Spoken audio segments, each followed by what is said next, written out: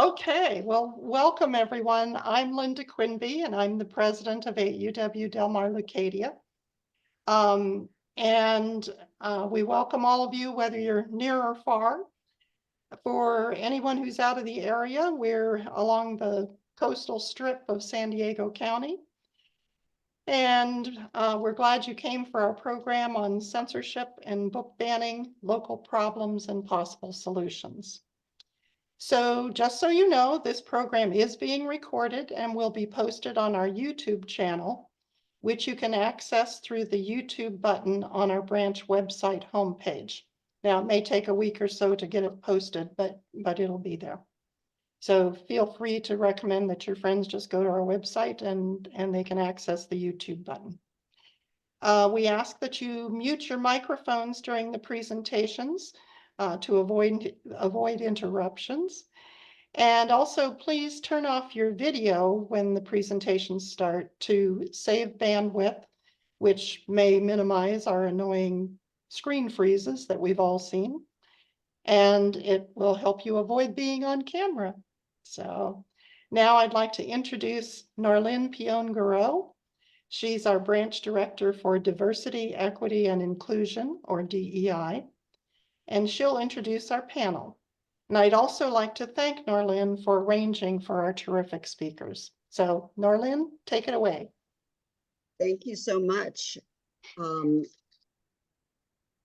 topic that we have for today is obviously a gripping topic for everyone, but particularly for an organization that supports education as we do.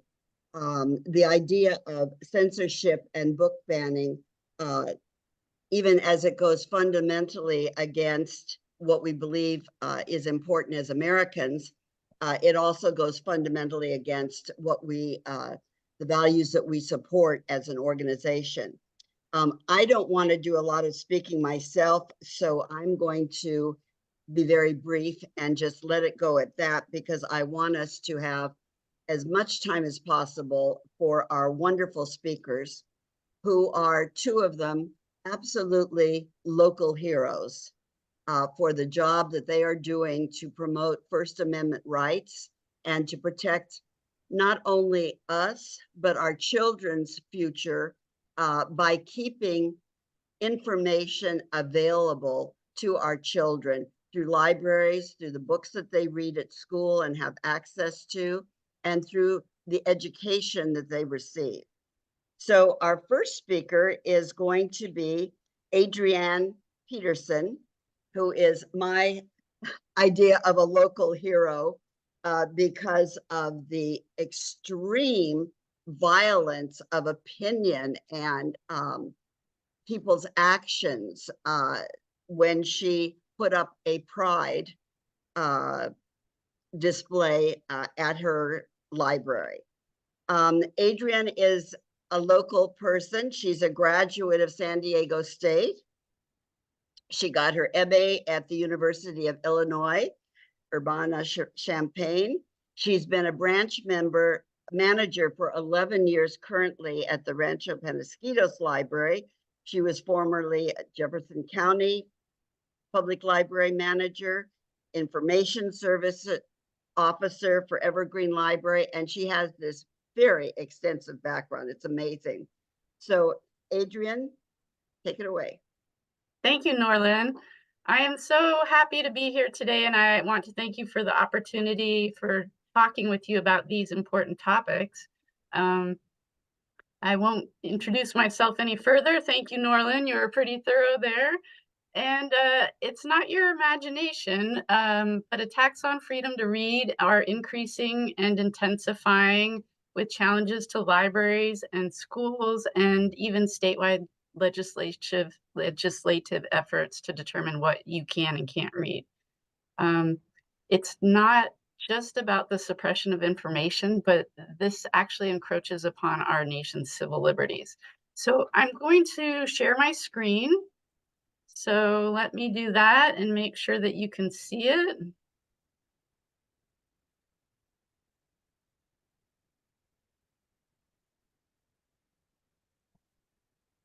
Cisco, would you mind just turning there? Can you see that, everybody? Yes. Okay, great. Super. All right, so today I'm going to talk a little bit about the local censorship effort that happened at our library last year. I'm sure you've all heard a bit about this. I'll explain what happened, how we responded, why it matters, and how you can be an ally against censorship. I already got the impression that most of you are library goers. That is wonderful. And so what actually happened at PQ Library last year? Well, in June, I received an email addressed to myself and the library director, Misty Jones, protesting our Pride Month display. The two protesters stated that book displays based on how adults experience sexual attraction and gender identity had no place in an open and public space. What you're looking at, oh, sorry, I forgot to forward the slide. One moment here. What you're looking at right now is a picture of that display. It's relatively modest as far as displays go. We've featured a display for Pride for about 8-10 years now. And during that time, I can't recall receiving any negative comments. Moreover, we had positive comments like, when are you going to put it up? And thank you for having it. So I was really surprised to receive this email, and I began to wonder if I'd misunderstood our community's support for people who are maybe different than other people. So the letter, furthermore, in addition to protesting the fact that we had a display, they were threatening to not return the books that they checked out from the display until the library agreed to permanently remove the inappropriate content, I'm quoting there, from the shelves. So let me point out 3 things here. First of all, theft of library materials is unlawful. Were they not to return them, that would be considered theft. Secondly, this threat can be interpreted as coercion, the practice of persuading someone to do something by using force or threats, intimidation, as a way of keeping somebody from their legal rights. And thirdly, by removing the materials from the display and making them unavailable to other library users, these two protesters were committing an act of censorship. So let's talk a moment about censorship. Censorship is the suppression of ideas and information that some individuals, groups, or government officials find objectionable or dangerous, and would-be censors try to impose their view of what is truthful and appropriate, or offensive and objectionable on everyone else. And they pressure public institutions like libraries, like schools, to suppress, remove information that they deem as inappropriate so that nobody else has the chance to read or view the material and make up their own minds. The censor wants to prejudge materials. And it really boils down to, it's no more complicated than someone saying, don't let anyone read this book or buy that magazine or view that film because I object to it. However, it's libraries. It is our responsibility to challenge censorship and fulfill our responsibility to provide information and enlightenment. So let's move on to how we responded to it. Our library director, Misty Jones, responded in an email affirming that not only is it right that the library should take the opportunity to celebrate Pride Month with a display, but that it is the library's responsibility to highlight the diversity of our communities and to encourage members of our community to learn, grow, and celebrate our differences. I thought her response most eloquently expressed these vital points. So I'm going to read part of her response to you because I think it really helps illustrate the point. She wrote, "Pride displays serve several important purposes. They foster a sense of belonging and validation for LGBTQ+ individuals who often struggle with acceptance and face societal challenges. They also educate the broader community about the history, struggles, and achievements of the LGBTQ+ community while promoting empathy, understanding, and acceptance. A core value of SDPL is to provide a welcoming environment that reflects the diversity of our society. And displays such as the one at Rancho Penasquito sends a powerful message that LGBTQ+ patrons and their allies are respected members of our community.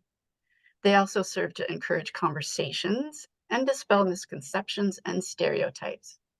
Embracing and celebrating diversity does not favor one group over another. And pride displays are much like other displays that recognize other cultures, holidays, or causes so that we can recognize the experiences of others and have a more inclusive and equitable society. We are proud of our position in encouraging members of our community to learn, grow, and celebrate our differences. End quote. So that was quite eloquent, I thought. And so our response talks about intellectual freedom and championing social justice and equity. And what does it achieve? Well, by not caving into censorship efforts, we are supporting our communities and we are championing the critical role that public libraries play in ensuring intellectual freedom and social justice and equity in our society. So what does this mean really? Well, we want to provide an environment that reflects the diversity of our society. And I'd like to paraphrase a quote from a staff from a library in Louisiana. They said, "We just want everybody to be able to come into a library and see themselves represented. We want to represent everyone." And think about this. Why is this important? Everyone deserves to be represented at the library. Libraries reflect the diversity of our communities. Libraries are inclusive of the depth and breadth of our society. And take a moment to consider here in America, the library is the singular place where everyone is welcome. There is no charge. You can just be. You don't have to buy anything. You don't have to do anything. You don't have to be anything. You can just be. And remember, celebrating diversity, embracing differences does not favor women